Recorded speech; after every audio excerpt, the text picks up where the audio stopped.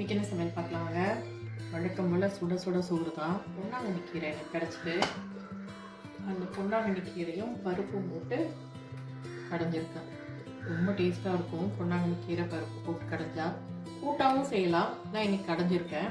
பொரியலுக்கும் நல்லாயிருக்கும். இது கூட பார்த்திங்கன்னா கொஞ்சமாக பருப்பு தனியாக வேக போட்டேன்னா அதனால கொஞ்சம் பருப்பு தக்காளி பண்ணேன்.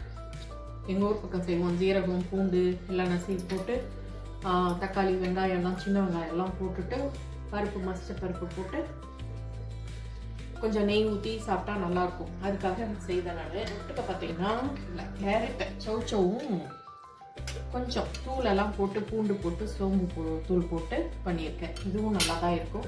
கூட பருப்பு போட்டதுனால பருப்பு ரசம் வச்சுருக்கேன். வீடியோ போடலை. நேற்றுக்கு முந்தா நாள் நைட்டு கேரல்ஸ் எல்லாம் நிறைய பிரியாணி எல்லாம் கொஞ்சம் மீதிடுச்சா, அதனால் நேற்று சமைக்கவே இல்லை. அந்த பிரியாணி கத்திரிக்காய் அதெல்லாம் ரொம்ப இருந்ததா, அதோடையே விட்டாச்சு நேற்று. அதனால தான் நேற்று வீடியோ போடல. இது கூட பார்த்தீங்கன்னா வெள்ளரிக்காய் சாலடும் இருக்குது.